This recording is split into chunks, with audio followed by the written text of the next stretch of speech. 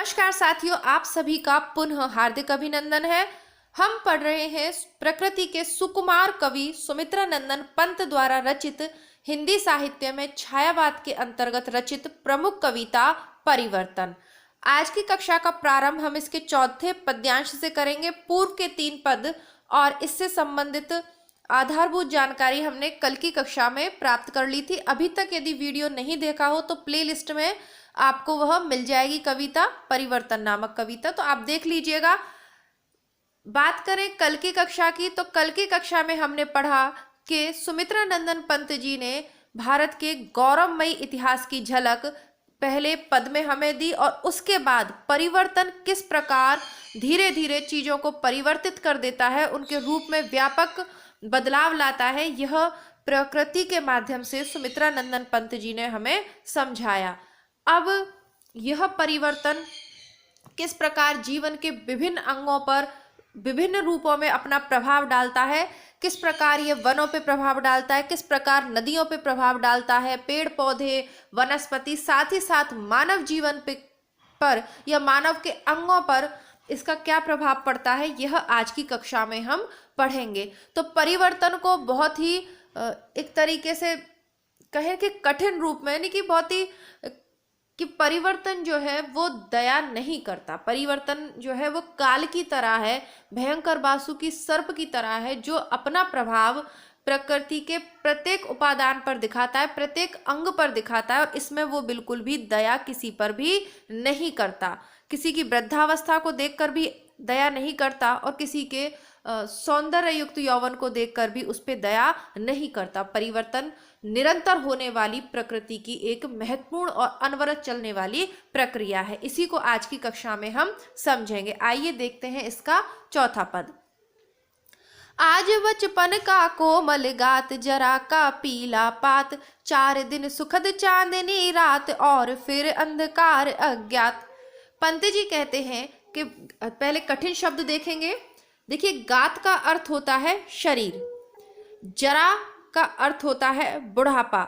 हम देखते हैं कि देवताओं को कहते हैं ना अजर और अमर। अजर यानी देवताओं को कभी भी बुढ़ापा नहीं आता, तो जरा का अर्थ हो गया बुढ़ापा या वृद्धावस्था। पात का मतलब सूखे हुए पत्ते।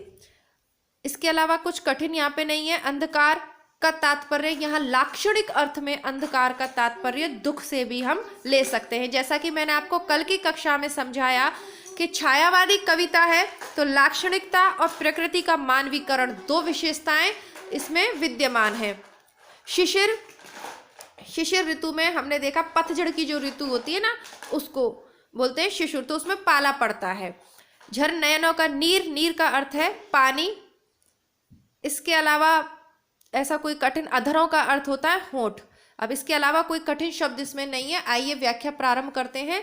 आज बचपन का कोमल गात। पंत जी कहते हैं कि बचपन में हमारा जो शरीर है वो बहुत ही कोमल मृदु रूप में होता है।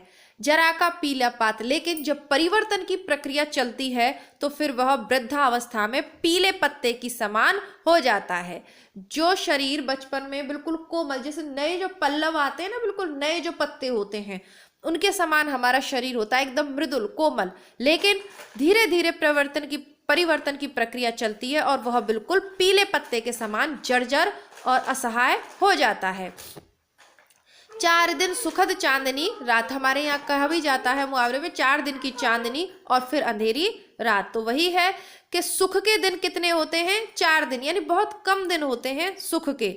जहाँ जो रातें हैं वो चांदनी से युक्त हमारी रातें होती हैं, यानी सब कुछ जीवन में बहुत अच्छा होता है। और फिर अंधकार अज्ञात, और फिर जीवन किसी भयंकर अंधकार में डूब जाता है जो कि अज्ञात है। यानी जीवन में आने वाले जो दुख हैं वो हमें ज्ञात नहीं होते। सुखों की फिर भी पता होती है, किसी मांगलिक अवसर पर हमें सुख होता है, किसी पेपर में सफलता होने पर हमें सुख यदि मिल जाती है तो सुख होता है। सुख का आभास फिर भी होता है कि जीवन में हमारा, क्योंकि हम जो संकल्प लेते हैं, जैसा जीवन हम चाहते हैं, जो हम प्राप्त करना चाहते हैं, जब हम प्राप्त कर लेते हैं या कर लेंगे तो हमें सुख का आभास होगा। हम सोचते रहते हैं कि नौकरी मिल जाएगी तब सुख होंगे, या विवाह अच्छे जीवन साथी मिल जाएगा तब सुखी होंगे, तो सुख का आभास तो फिर भी होता है। लेकिन दुख कैसे होते हैं, वो अज्ञात अंधकार के समान होते हैं, अज्ञात होते हैं, अचानक जीवन में आ जाते हैं। और सुख के दिन, क्योंकि व्यक्ति आनंद में डूबा होता है तो बहुत जल्दी गुजर जाते हैं, लेकिन दुख के दिन काटना बहुत ही मुश्किल बात है। तो बस इसी लाक्षणिकता के साथ उन्होंने व्यक्त किया है कि जीवन में सुख के दिन कम हैं और दुख के बहुत ज्यादा हैं, चांदनी रातें बहुत कम हैं और गहरी अंधियारी रातें बहुत ज्यादा जीवन में हैं या आएंगी। तो ये एक तरीके से जीवन का सत्य है। शिशिर सा झर नयनों का नीर, झुलस देता गालों के फूल। तो जिस प्रकार शिशिर ऋतु में पाला पड़ता है ना, तो वो क्या करता है, वो जो फूल होते हैं, पेड़ों पे जो फूल होते हैं वो सारे के सारे झड़ जाते हैं जब शिशिर ऋतु में उसमें पाला पड़ जाता है। उसी प्रकार जो व्यक्ति होता है, जब उसके जीवन में दुख आते हैं तो उसके नयनों का नीर अर्थात आंसू, तो उसके नयनों से जो आंसू बहते हैं उसके परिणाम स्वरूप क्या होता है कि उसके गालों के जो फूल होते हैं ना वो झुलस जाते हैं। बहुत ही सुंदर यहाँ पर कल्पना है। देखिए, यौवन जब अपने व्यक्ति जब अपने पूर्ण यौवन पे होता है तो जो उसके जो मांसल गाल होते हैं, जो फूले फूले गाल होते हैं, उनमें यौवन की चमक होती है। उन पर जब जीवन की कठिन परिस्थितियों का प्रभाव पड़ता है, जब वो जीवन में संघर्ष करता है और जब जीवन में दुख मिलते हैं, तो जो आंखों से झरने वाले आंसू आपने देखे ना, गर्म होते हैं थोड़े से, तो जब वो आंसू उसके गालों पर आके रुकते हैं तो इस प्रकार ऐसा लगता है कि उसके गालों को झुलस दिया। क्योंकि धीरे धीरे उम्र बढ़ने पर जैसे अनुभव बढ़ते जाते हैं, जीवन की वास्तविकताओं से परिचित हो जाता है, चेहरे पे झुर्रियां भी तो आ जाती हैं, सरल अर्थों में आप समझिए। तो कैसा चेहरा हो जाता है, जो कांति हमारे चेहरे पर युवा अवस्था में होती है, थोड़ी प्रौढ़ावस्था तक जाते जाते वो कांति अपने आप ही कहीं गुम हो जाती है। और ये सब किसके कौन कर रहा है, ये परिवर्तन ही तो कर रहा है। परिवर्तन को आप एक काल मान लीजिए, बुरा व्यक्ति मान लीजिए, दुष्ट व्यक्ति मान लीजिए, कौन कर रहा है ये सब, अपने आप तो नहीं हो रहा ना। परिवर्तन नामक जो वस्तु है या परिवर्तन नामक जो भाव है वो ये सब बदलाव व्यापक रूप से ला रहा है। प्रणय का चुम्बन छोड़ अधीर, अधर जाते अधरों को भूल। युवा अवस्था में जो प्रेमी जन है वो एक दूसरे का आलिंगन करने के लिए, एक दूसरे से मिलन करने के लिए बहुत आकांक्षित होते हैं, बहुत लालायत रहते हैं एक दूसरे को चुंबन करने के लिए। लेकिन जैसे ही वृद्धावस्था का आगमन होता है और शरीर में विभिन्न प्रकार के रोग लग जाते हैं, जीवन की आपाधापी में इतने व्यस्त हो जाते हैं, जिम्मेदारियां इतनी ज्यादा सिर पे ओढ़ लेते हैं, जैसा कि ऊपर कहा कि झुलस जाते गालों के फूल, तो जीवन की जो सुंदरता है, जो सौंदर्य है, वो सब नष्ट हो जाता है। एक सेकंड रुकिएगा, आप नीचे जाके खेलो बेटा। ये बस कलर निकालने के काम के। हाँ, तो आप नीचे जाके ले लो कलर काम के। तो उस समय क्या होता है कि वृद्धावस्था होने पर ऐसा लगता है कि अधर उन अधरों को भूल जाते हैं। यानी जिन चीजों से हमारा नित्य संपर्क होता है, वृद्धावस्था आने पर जीवन के इतने थपेड़े पड़ते हैं कि वो बिल्कुल भूल जाते हैं। ऐसा कभी जिनसे मिलने के लिए हर पल लालायित रहते हैं, हर पल जिनसे मिलने की आकांक्षा होती है, उनको भी हम वृद्धावस्था आते आते भूल जाते हैं। वो लोग हमारे घर में ही रहते हैं, हमारे साथ ही रहते हैं। बात करें, मान लीजिए पति पत्नी ही है, तो जब नव विवाहित जो जोड़ा होता है वो प्रेम के लिए जिस प्रकार आकांक्षा करता है, जिस प्रकार उसका व्यवहार होता है, उसमें व्यापक परिवर्तन आ जाता है वृद्धावस्था तक आते आते। अब बात करें इसकी साहित्यिक विशेषताओं की, तो पूरी ये जो पंक्ति है इसमें लाक्षणिकता विद्यमान है। अंधकार का तात्पर्य दुख से ले सकते हैं। इसके अलावा गालों के फूल, इसमें रूपक अलंकार है। और है अधीर अधर, तो यहाँ पर छोड़ अधीर अधर विशेषण विप्र के साथ साथ छेकानुप्रास अलंकार भी इस पद में है। इसके अलावा बात करें तो शांत रस है, प्रसाद गुण है और साहित्यिक खड़ी बोली का इसमें प्रयोग किया गया है। तो ये सारी विशेषताएं आप विशेष या जो साहित्यिक विशेषताएं लिखते हैं व्याख्या के बाद उसमें लिख सकते हैं। आगे बढ़ते हैं 5वें पद की तरफ। मृदुल होठों का हिमजल हास, उड़ा जाता निश्वास समीर, सरल भौहों का शरदाकाश, घेर लेते घन घिर गंभीर।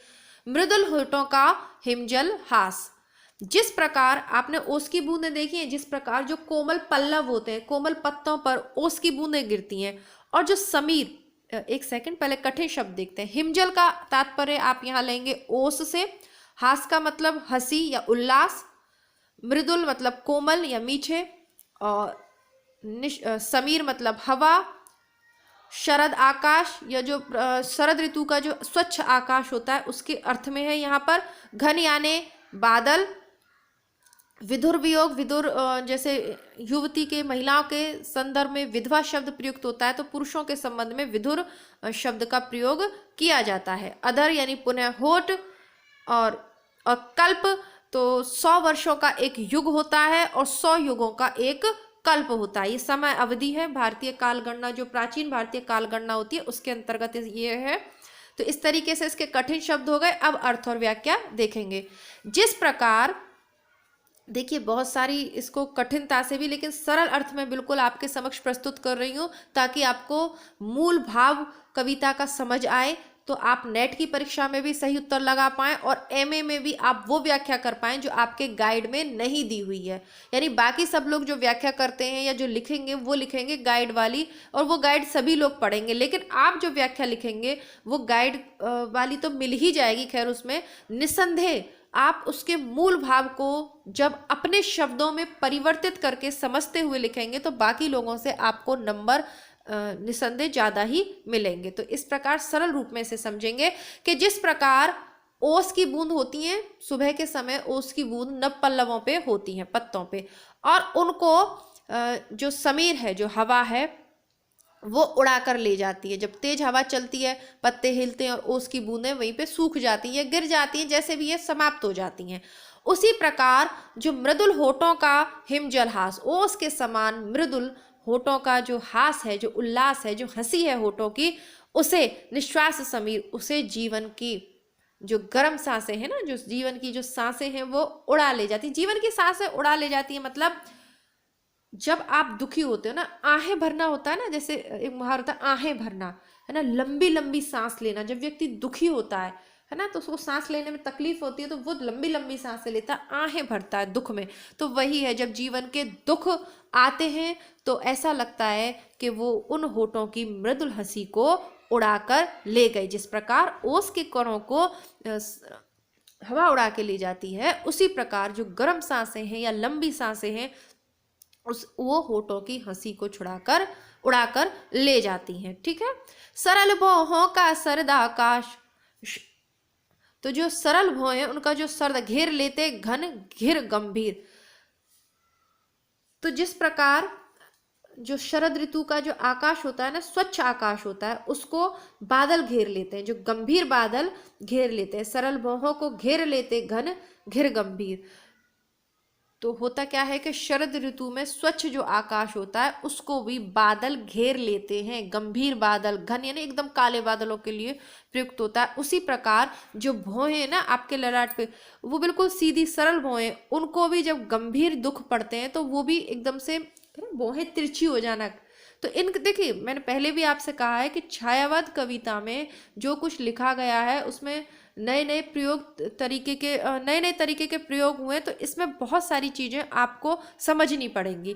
तो भौहें अगर टेढ़ी हो जाती है ना, उन पर भी तो प्रभाव पड़ता है ना। सीधी सरल भौहें, वो भी अवस्था गुजरने पर उन पर भी प्रभाव पड़ता है। उसी प्रकार शरद ऋतु का जो स्वच्छ आकाश होता है वो उसको भी काले बादल घेर लेते हैं, और उसी प्रकार जीवन में व्यक्ति की भौएं जो होती हैं वो भी गंभीर रूप धारण कर लेती हैं। जो सरल भौएं होती हैं वह भी जीवन में परिवर्तन के प्रभाव के कारण। शून्य सांसों का विधुर वियोग, है ना, सांसों का जो विधुर वियोग है, छुड़ाता अधर मधुर संयोग। ये पुनः वही वाली बात है, उसको दूसरे रूप में यहाँ पर लिख दिया है कि जो मधुर संयोग होता है ना, होठों से का जो मधुर संयोग होता है उसको शून्य सांसों का विधुर जो वियोग होता है। देखिए, सुख के दिन 4 होते हैं। मिलन की अवस्था में जो सुख होता है उसको वियोग छुड़ा देता है। ठीक है, सरल अर्थ है। अब आप इसको अपने शब्दों में ढाल के लिख लीजिएगा। यहाँ पे साफ लिखा हुआ है कि संयोग के क्षण में होठों का जो मधुर मिलन होते हैं उनको वियोग की अवस्था में वो छूट जाते हैं, है ना। मिलन के पल केवल 2-4 विरह के कल्प हजार। 26 दिसंबर 2021 को आयोजित नेट परीक्षा की फर्स्ट शिफ्ट में ये लाइनें पूछी हुई हैं। मिलन के पल केवल 2-4 विरह के कल्प हजार। जहाँ प्रणयी जनों के जो मिलन का जो समय है वो केवल 4 दिन का है, लेकिन विरह की अवधि कितनी है? कई कल्पों के समान है, कई युगों के समान है, युगों से भी बढ़कर कल्प है, तो कई कल्पों के बराबर वियोग है। मिलन केवल 4 दिन का है और वियोग बहुत लंबा है। कहने का तात्पर्य है, लाक्षणिकता यह है कि सुख के दिन कम है और दुख की अवधि बहुत बड़ी है, जो कि व्यक्ति काटता है। और क्यों आते हैं सुख के बाद दुख और दुख के बाद सुख? ये निरंतर चक्र चलता रहता है। किसके प्रभाव से? परिवर्तन के प्रभाव से। यह चक्र प्रकृति में निरंतर चलता रहता है। तो इस पूरे उसका अगर हम एक अर्थ लें तो क्या लें कि हमें कभी भी सुख के समय घमंड नहीं करना चाहिए और याद रखना चाहिए कि यह समय भी नहीं रहेगा, और दुख के समय कभी भी परेशान नहीं होना चाहिए। ये सोचना चाहिए कि ये समय नहीं रहेगा, ये दुख का समय भी चला जाएगा, क्योंकि पहले से ही यदि ये हमें मालूम हो कि सुख कम है दुख ज़्यादा है, तो हम उन परिस्थितियों से लड़ने के लिए तैयार हो सकते हैं, अपने मन मस्तिष्क को तैयार कर सकते हैं। आप में से बहुत से लोगों का इस बार नेट क्लियर नहीं हुआ होगा, कोई बात नहीं। किसी परीक्षा में असफलता हाथ लग रही है तो कोई बात नहीं, पेपर का सिर्फ 1 दिन होता है और तैयारी के लिए लंबा संघर्ष हम करते हैं। तो कुछ और बेहतर तैयारी करेंगे, कुछ और अपनी कमियों पर विचार करेंगे और निश्चित रूप से अगली बार हम सफलता को प्राप्त कर लेंगे। आप में से जो भी विद्यार्थी पहली बार मेरे चैनल पे हैं और चैनल को सब्सक्राइब नहीं किया हुआ है, तो ध्यान से देखिएगा कि आपने सब्सक्राइब कर रखा है नहीं, क्योंकि व्यूज़ तो आ रहे हैं लेकिन चैनल के को सब्सक्राइब करने वाले लोग बहुत कम हैं। यानी जो पुराने विद्यार्थी हैं जो नेट परीक्षा की तैयारी कर रहे थे, अभी मैंने अपना YT स्टूडियो चेक कर रही थी तो मैंने देखा उसमें, क्योंकि जिनके पेपर हो गए वो विद्यार्थी अब इस चैनल पे नहीं आएंगे। एजुकेशनल चैनल में यही परेशानी होती है। तो अब जो नए विद्यार्थी आ रहे हैं, आप लोग अनसब्सक्राइब्ड वाले आ रहे हो, आपने चैनल को सब्सक्राइब नहीं कर रखा है। आगामी परीक्षा की तैयारी के लिए आप हैं, बहुत अच्छी बात है, लेकिन एक ही जगह पर यदि पूरी तैयारी करना चाहते हैं आप पूरी विषय सामग्री आपको प्लेलिस्ट में उपलब्ध है, लेकिन चैनल को सब्सक्राइब आप ज़रूर करिए और वीडियोस को लाइक करिए ताकि अन्य लोगों तक भी यह कविता पहुंचे। आगे बढ़ते हैं। साहित्यिक विशेषताओं पे देखें तो आप लोग कह देते लिख लिया है मैंने ताकि कोई गलती की संभावना ना हो। पहले वाली जो पंक्ति है, मृदुल होठों का हिमजलहास उपमा अलंकार है, और निश्वास समीर में रूपक अलंकार है। भौहों का सर्दाकाश ये भी रूपक अलंकार है, और विधुर वियोग में विशेषण विप्रिय अलंकार है। अधर मधुर में छेकानुप्रास है। बाकी सब तो आपको पता ही, शांत रस है, प्रसाद गुण है ना, प्रसाद गुण है, शांत रस है, छायावादी विशेषताओं से युक्त कविता है, प्रकृति का मानवीकरण किया गया। ये सारी चीजें आप लिख सकते हो। तो चिंता रूपी बादल, हाँ तो ये मैंने लिख दिया था ताकि मैं भूलूं नहीं। चिंता रूपी बादल व्यक्ति के मस्तिष्क को घेर ही लेते हैं। चलिए अब 6 नंबर का पद हम देखेंगे। अरे वे अपलक 4 नयन 8 आंसू रोते निरुपाय, उठे रो के आलिंगन कसक उठते कांटों से हाय। मिलन की अवस्था है, प्रणयी जनों का जो मिलन होता है। तो अपलक 4, जब प्रणयी लोग, देखिए थोड़ा सा जुकाम हो रहा है तो अनुनासिक शब्द नहीं बोले जाएंगे, उनकी ध्वनि आपको थोड़ी अलग आएगी। होता क्या है कि जब 2 प्रेमी जन मिलते हैं तो 4 नयन, सीधा ये नहीं लिखा कि 2 प्रेमी जन मिलेंगे, आपको लक्षण के इसका अर्थ निकालना पड़ेगा। भाई 4 नयन, अपलक 4 नयन का क्या मतलब हुआ? 4 नयन यानी दो इधर वाले पक्ष के और 2 सामने वाले पक्ष के, 4 नयन अपलक। अपलक है यानी वो एक दूसरे के प्रेम में इतने अनुरक्त हैं कि प्रेमी जन को देखने के बाद आंखें जो हैं वो पलक झपकाना ही भूल जाती हैं। आपको याद है राम और जानकी का जानकी वाटिका में, राजा जनक के यहाँ पुष्प वाटिका में जब सीता जी राम जी को देखती हैं तो उनकी आंखें, वहाँ पे वर्णन आता है कि अपने प्रियजन को, जिसका जन्म जन्म से इंतजार था, उस प्रियजन को देखने के बाद जो आंखें हैं वो पलकें झपकाना ही भूल जाती हैं। इतनी वो उस छवि में खो जाती हैं राम की में कि न तो राम की पलकें झपकना चाहती हैं सीता को देखकर और न सीता की पलकें झपकती हैं। इस स्थिति में राम को फिर याद आता है और वो लक्ष्मण से कहते हैं कि ऐसा कभी भी नहीं हुआ कि मेरे कुल के किसी व्यक्ति ने अपनी मर्यादा का पालन नहीं किया हो, पता नहीं क्यों आज मेरी पलकें ही झपकना भूल गई। तो वही स्थिति है, अपलक 4 नयन 8 आंसू रोते निरुपाय। ऐसे लोग जो इतने प्रेम में खोए हुए होते हैं, उन प्रेमी जनों को 8-8 आंसू रोना पड़ता है। थोड़ा सा देखते हैं, देखिए आंखें चार होना ये मुहावरा है, इसका मतलब होता है मिलना। और 8 आंसू रोना यानी बहुत दुख की अवस्था। तो दुगना कर दिया, चार चार नयन, चार का दुगना क्या कर दिया 8, यानी सुख के दिन कम है और दुख कितने हैं, दुख हमारे जीवन में दुगने हैं, है ना।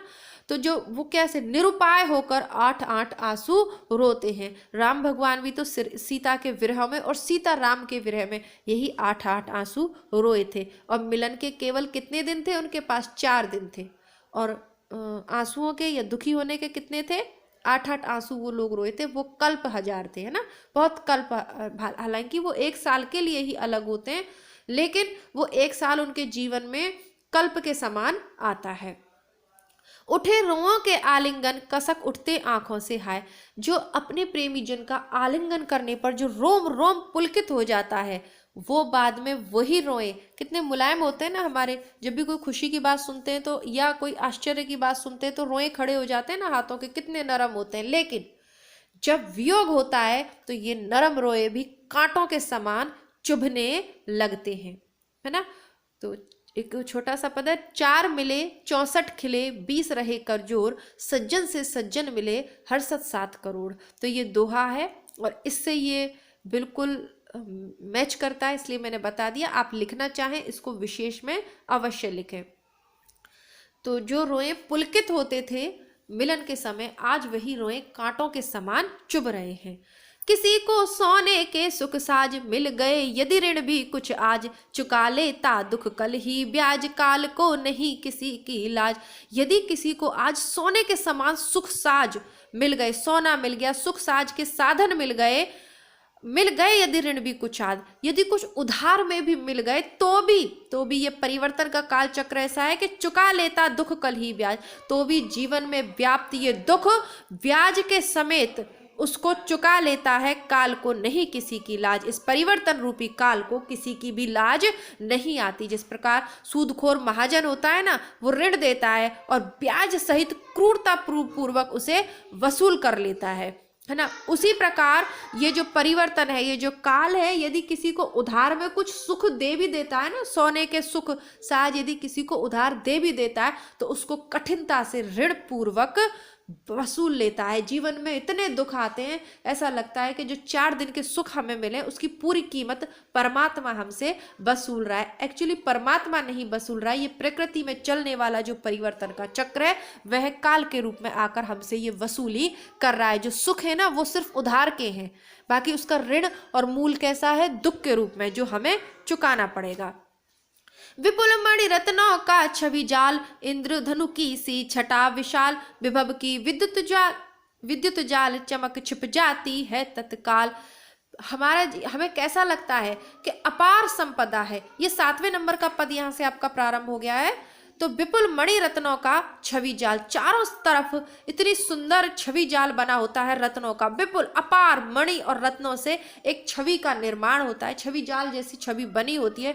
हमें लगता है, हमें जीवन का एक समय ऐसा आता है तब ऐसा लगता है कि चारों तरफ मणि और रत्नों का चमचमाता हुआ जाल हमारे चारों तरफ होता है और हम उसके आर पार जीवन की वास्तविकता को नहीं देख पाते। इंद्रधनु की सी छटा विशाल, और हमारे जीवन में सुख की ऐसी छटा लगती है, विशाल छटा, जैसे इंद्रधनुष में सतरंगी रंग होते हैं, उसी प्रकार जीवन में खुशियों के रंग जब अब आते हैं तो ऐसा जाल, ऐसा माया का आवरण हो जाता है कि हम वास्तविकता को नहीं देख पाते हैं। विभव की विद्युत जाल चमक छिप जाती है और उस वैभव की विद्युत ज्योत्सना के समान जो ज्वाला होती है वो चमकती है। ऐसा लगता है कि अब तो जीवन में सुख ही सुख है, छिप जाती है तत्काल। लेकिन अचानक ही, तुरंत ही वो छिप जाती है। तुरंत क्यों गया, तत्काल क्यों कहा गया है? क्योंकि सुख के दिन इतनी जल्दी जाते हैं कि हमें पता ही नहीं चलता कि हम युवा अवस्था से किस प्रकार वृद्धावस्था की ओर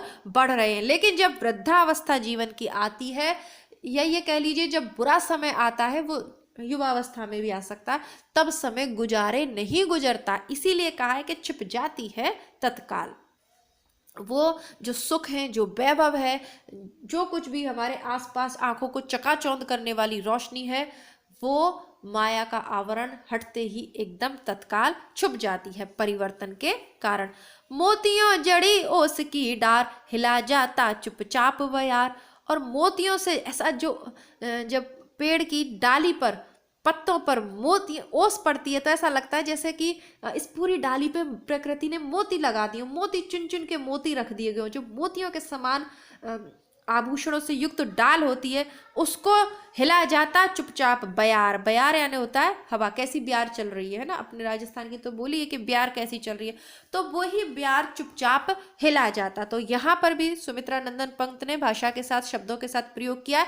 वैसे ब्यार शब्द स्त्रीलिंग में प्रयुक्त होता है, लेकिन पंत जी ने ब्यार शब्द का प्रयोग पुल्लिंग में किया है। तो ये भी आप विशेष में नोट करें कि आपने ये गौर कर लिया है ना। सामने वाले परीक्षक जो कॉपी चेक करे उसे पता चलना चाहिए कि आपको ये इस चीज पे ध्यान गया कि यहाँ सुमित्रा नंदन पंत ने पुल्लिंग के रूप में ब्यार का प्रयोग किया है। अब जैसे ही जो हवा है उससे डाली हिली नहीं कि सारे ओस रूपी मोती नीचे जमीन में जड़कर नष्ट हो गए। और उसी प्रकार जीवन के सुख में समय में कोई दुख का एक झोंका आता है, बयार का एक झोंका आता है और जीवन के सारे सुख धूमिल हो जाते हैं, नष्ट हो जाते हैं। और ये सब क्यों होता है? यह परिवर्तन का प्रभाव है। सुमित्रा नंदन पंत अपनी प्रत्येक पंक्ति के माध्यम से ये बताना चाहते हैं कि परिवर्तन का प्रभाव व्यापक रूप से हमारे ऊपर पड़ता है। अब बात करें साहित्यिक विशेषताओं की, तो उठे रोंों के आलिंगन कसक उठते, ये भी पूछा जाता है नेट के पुराने पेपर में। तो यहाँ रोमांच और सात्विक अनुभव है ना, क्योंकि मिलन का समय है और ऐसा कुछ यहाँ पर बिहारी की तरह नायिका का कोई उद्दीपक रूप में प्रकृति का चित्रण नहीं है, ठीक है ना। तो सात्विक अनुभव है। इसके अलावा सोने के सुख साज है ना, तो लक्ष्यार्थ है, सुख समृद्धि से है, ये आप कर ही लेंगे। इसके अलावा इंद्रधनुष की सी सासी आ गया तो उपमा अलंकार है। विद्युत ज्वाल में रूपक अलंकार है। ओस की डार उत्प्रेक्षा अलंकार है। शांत रस है, प्रसाद गुण है और प्रकृति का मानवीकरण किया गया है। साथ ही साथ पूरा पद्य छायावादी विशेषताओं से युक्त है, छायावादी कविता की विशेषताओं से युक्त है।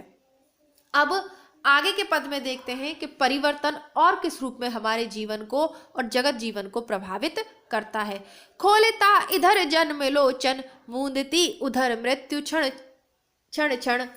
अभी उत्सव ओहास उल्लास, अभी अवसाद अश्रु उच्छ्वास। अचिरता देख जगत की आप, शून्य भरता समीर निश्वास। ठीक है, अब कठिन शब्दों को देखते हैं। लोचन मतलब आंखें, और हास उल्लास ये तो आप कर ही लेंगे। अवसाद यानी दुख, उच्छ्वास यानी दुख के समय में जो लंबी सांसें भरी जाती है ना, उसे उच्छ्वास कहते हैं।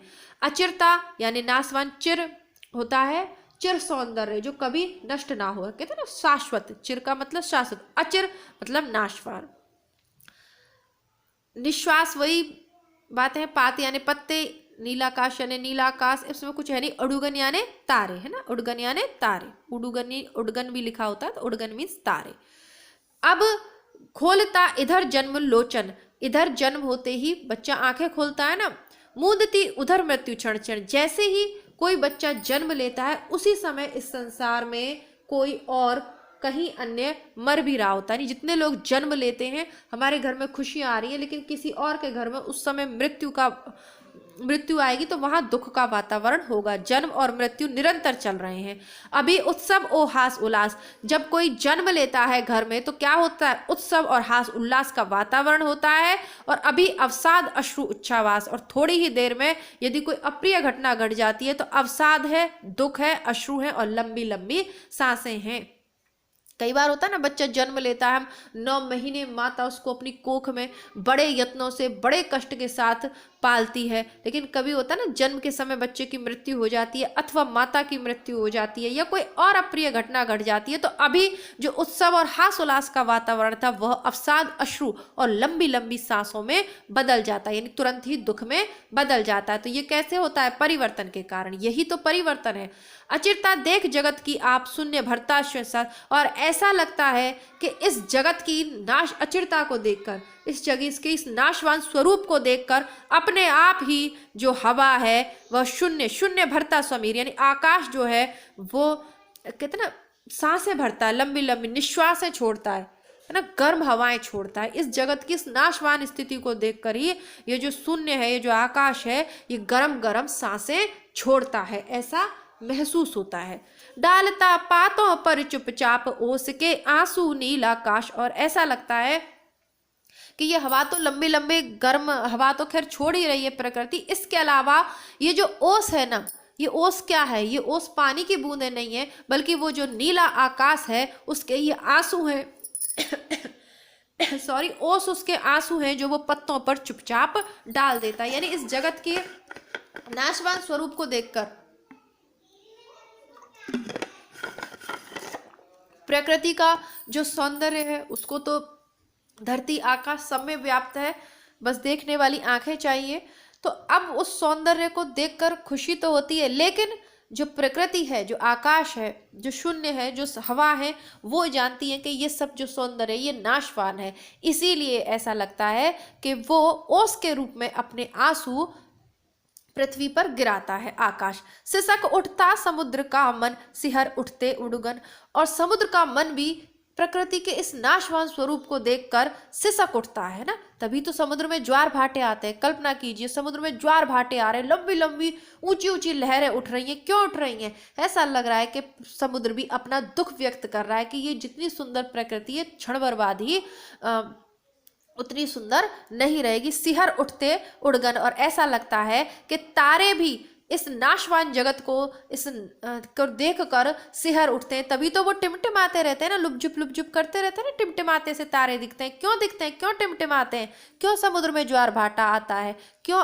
रात को आकाश से पानी झरता है ओस के रूप में? क्यों? क्योंकि ये प्रकृति के नाशवान स्वरूप को जानते हैं। इसीलिए पंत जी ने सुंदर कल्पना करी है, और कल्पना के माध्यम से पंत जी को ऐसा लगता है कि प्रकृति के उपादान जीवन की वास्तविकता को जानकर अपना दुख विभिन्न प्रकारों से जैसे व्यक्त कर रहे हों। तो बहुत ही सुंदर यहाँ पर काव्य रचना की है पंत जी ने।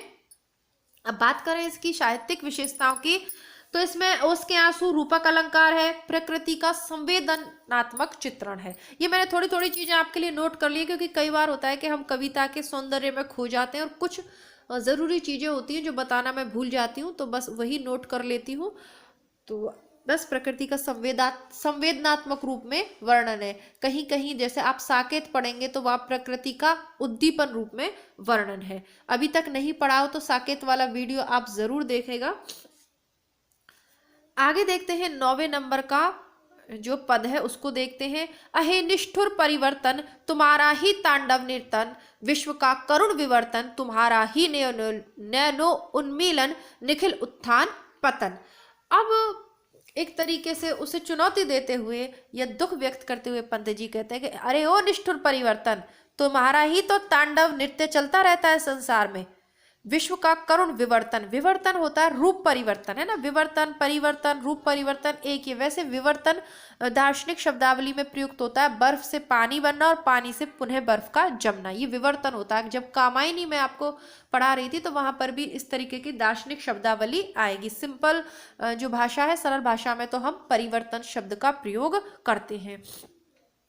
ये जो विश्व का करुण विवर्तन है, करुण परिवर्तन है, करुण शब्द देखिए, निष्ठुर, करुण, तांडव नृत्यन, तांडव नर्तन, तुम्हारा ही नयनोन्मीलन, ऐसा लगता है कि तुम्हारे ही आंखों के बंद करने पर और खोलने पर, है ना, आंखों के जो संकेत होते हैं ये तुम्हारे ही संकेत मात्र पर पूरे जो प्रकृति है, पूरा जो हमारा ब्रह्मांड है वो तुम्हारे ही मतलब तुम्हारे ही आंखों को नयनो उन्मीलन। देखिए अनुनासिक जो शब्द है वो थोड़ा बोलने में दिक्कत आ रही है। तुम्हारे नेत्रों के खुलने और बंद होने के अनुसार ही प्रकृति चल रही है, यानी पूरी प्रकृति परिवर्तन नामक जो भाव है उसके इशारों पर नाच रही है। निखिल उत्थान पतन, जो पूरा उत्थान और पतन है इस ब्रह्मांड का वो सब परिवर्तन के इशारों पर चल रहा है। ऐसा है ये निष्ठुर परिवर्तन, है ना, जो हमेशा तांडव नृत्य करता रहता है। कहीं सुनामी आ गई, कहीं सूखा पड़ गया, कहीं अकाल आ गई, कहीं असमय मृत्यु हो गई, कभी देखा है ना आपने कोई नवविवाहित जोड़े की बस ही पलट गई नदी में, कभी कुछ हो गया, कभी कुछ हो गया। पूरी प्रकृति में कभी घने जंगलों में आग लग जाती है, कभी कुछ हो जाता है। तो ऐसा लगता है कि ये सब परिवर्तन के इशारों पर हो रहा है। ठीक है, तो समझ में आया होगा आपको। परिवर्तन का मानवीकरण किया गया है, छायावादी शैली है, इसमें ऐसा कुछ विशेष तो नहीं है कि अलग से समझाना पड़े। नयनोन्मीलन होता है नेत्रों के संकेत या उनको बंद करना या खोलना। और तांडव नृत्य तो भगवान शिव प्रलय के समय ही करते हैं। तांडव नृत्य हो रही है तो इसका मतलब नकारात्मक वो लगी, प्रलय का समय है ये, ठीक है।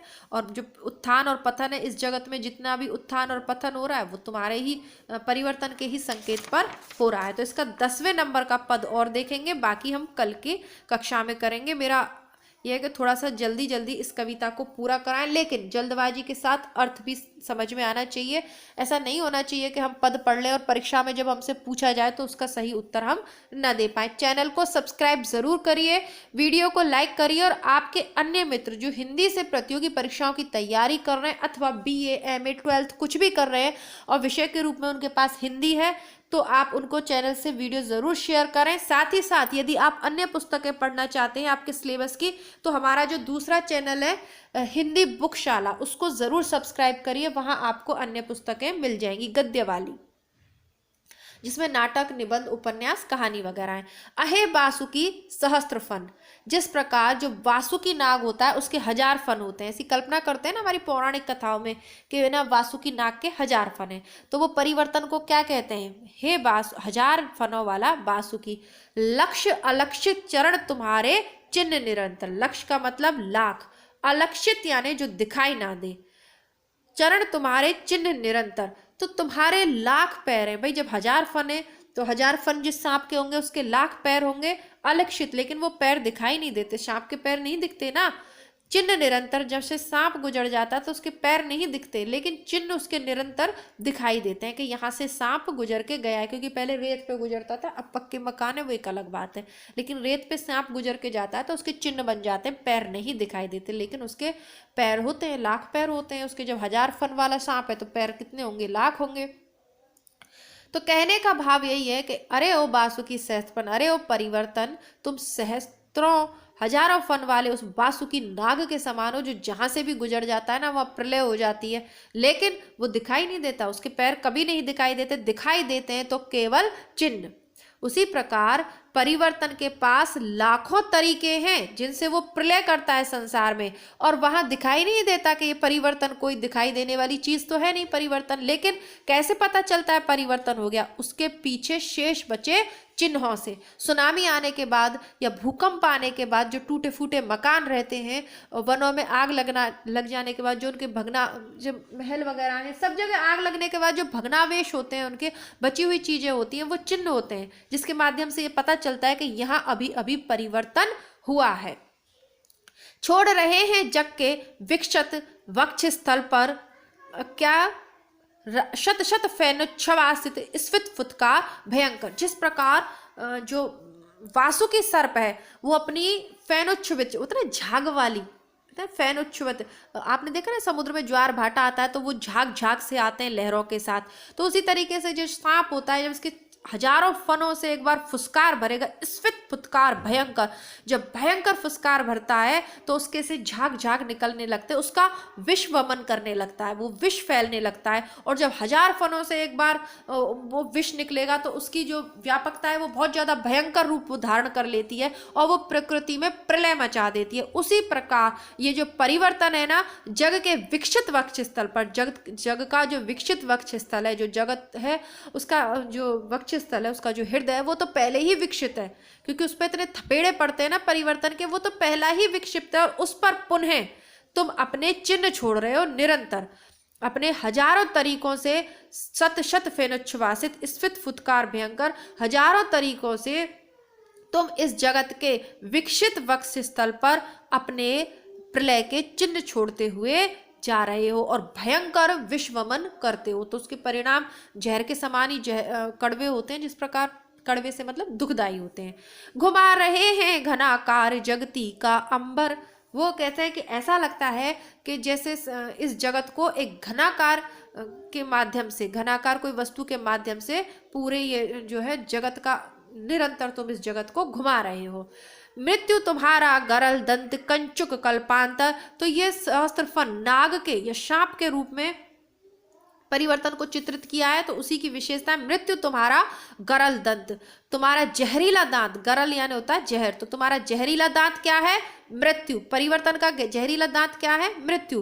कंचुक कल्पांतर, जिस प्रकार सांप अपनी कंचुकी को छोड़ देता, ऊपर की जो खाल होती है ना उसको छोड़कर नई कंचुकी धारण कर लेता है, उसी प्रकार ये जो कल्पांतर है, कल्पों का जो अंतर होता है ना, युगों युगों को जो परिवर्तन, जो वर्ष बदलते हैं, तो ये जो बदलाव है, ये कल्पों का जो अंतर है, जो परिवर्तन है, वो क्या है? तुम्हारी कंचुकी है। जिस प्रकार सांप अपनी कंचुकी को छोड़कर नई कंचुकी धारण कर लेता है, उसी प्रकार परिवर्तन भी एक युग के बाद दूसरे युग में प्रवेश कर जाता है और वहां पर भी व्यापक परिवर्तन लाता है। अखिल विश्व ही विवर, विवर यानी होता है सांप का वो होता है ना बिल, तो अखिल विश्व, ये संपूर्ण संसार ही परिवर्तन रूपी वासुकी नाग का विवर है, उसका बिल है जिसमें वो रहता है। परिवर्तन कहाँ रहता है? परिवर्तन तो पूरे संसार में रहता है, तो सांप कहाँ रहता है? बिल में, लेकिन परिवर्तन रूपी सांप कहाँ रहता है? विवर में रहता है। वक्र कुंडल दिक्मंडल, और जो तुम्हारे जिस वो जो कुंडली मार के सांप बैठा रहता है ना, टेढ़ी कुंडली मार के, बड़ा सा सांप होगा तो बहुत बड़ी बड़ी उसकी कुंडली होगी ना, फिर वो फन फैलाए बैठा है, उसी प्रकार ये संपूर्ण जो दिशाएं हैं ये तुम्हारे कुंडली मारे हुए कुंडलियां हैं, ये मान लीजिए आपकी टेढ़ी कुंडली है।